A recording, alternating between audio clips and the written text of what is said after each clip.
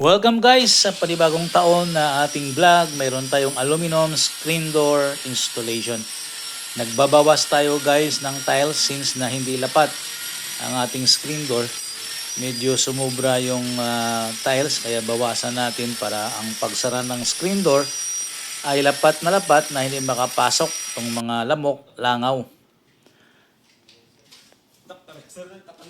So dito guys, kinakabit natin yung pneumatic hydraulic door closer.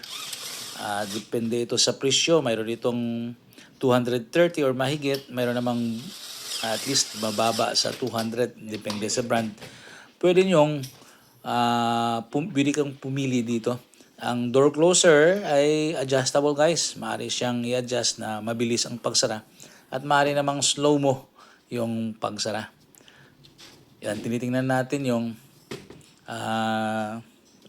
paglapat. Dito nag-i-install tayo ng handle guys ng ating screen door. Outside and inside.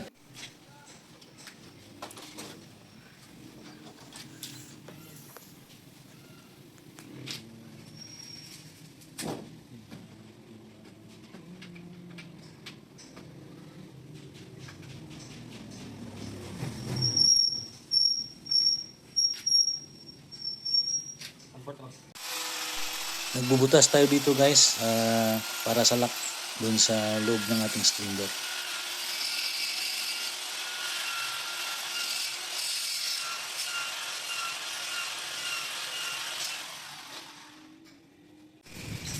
Since done na yung ating installation, tanggalin na natin tong mga stickers. Ito yung mga plastic protection to guys sa aluminum para hindi ito magasgas.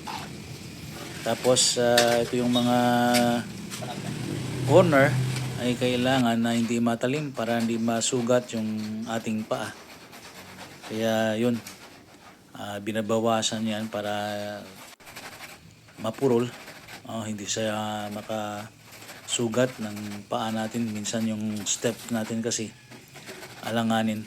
Kaya dun sa gilid, sa corner, pag matalim, nasusugat tayo dyan. Ito yung mga plastic guys na tinatanggal natin. Yan yung mga cover para hindi magasgas itong aluminum.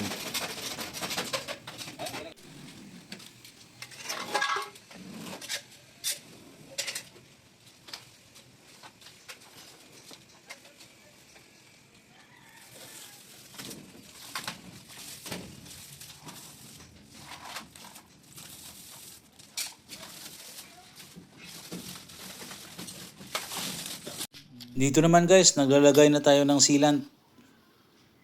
Safe na to guys sa lamok, langaw, hindi na yan makapasok.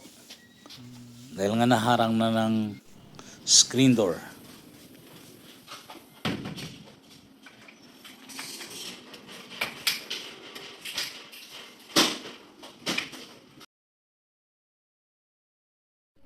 Okay guys, we're done sa ating screen door installation. Ito na yan.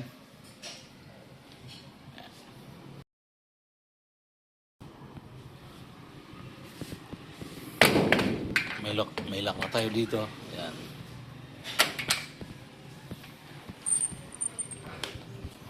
So yun lang guys. Thank you for watching Inken DIY-PH.